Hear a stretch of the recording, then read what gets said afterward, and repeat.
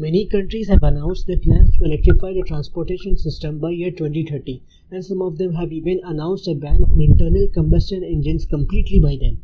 Some companies have issued a statement regarding the future, stating that by 2030, almost or approximately 80% of the lineup will consist of EVs, like Volvo, and some have announced a complete shift towards EVs, like Volkswagen. So where does India stand amongst all this, and what does it mean for the future of automotive sector in India?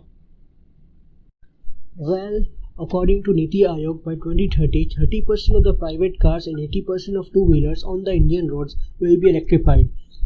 And Indian government's heavy efforts to accommodate the electric vehicle giant Tesla in the country, and with the announcement of Tesla officially building a manufacturing plant in India, this number doesn't look that far. But there's one issue, a big one in fact. The way our infrastructure stands right now, many experts suggest that India is not ready for electrification, and we simply don't have the charging capabilities, especially in the remote areas where electricity for day-to-day use is sufficient at best. But let's all forget that 2030 is quite far from where we are, and this is the year 2021. So here we are with an electric scooter, Okinawa Praise Pro, to find out how is it to live with an electric vehicle in the year 2021. As I have mentioned earlier, experts have predicted that 10 years from now, two-wheelers will account for 80% of the electric vehicle sales in India. We are not sure about that, but we know for sure that in two-wheeler segment, scooters have been majority on the Indian roads.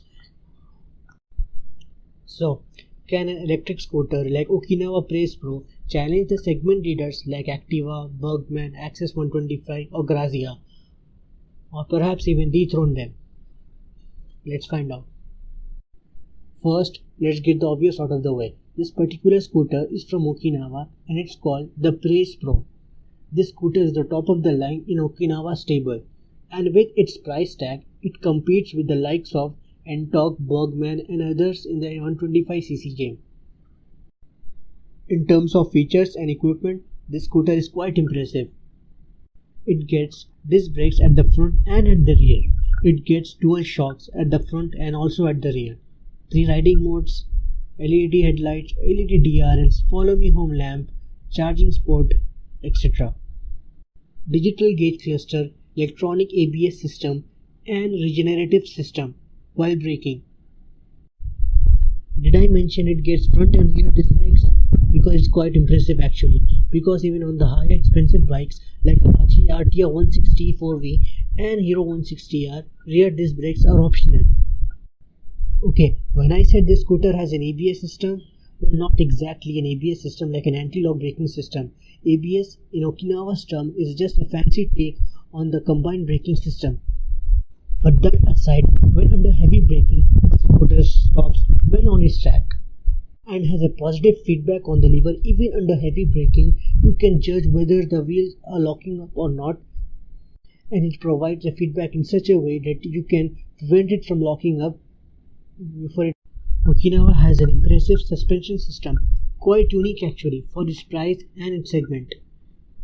It has a dual hydraulic unit at the front and also at the rear.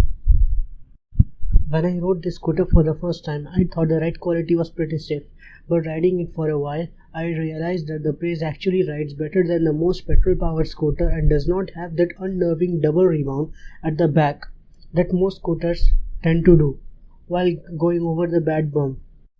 Even when hitting a bump at a very high speed, the chassis smooths out everything pretty quickly and recollects its composure nicely.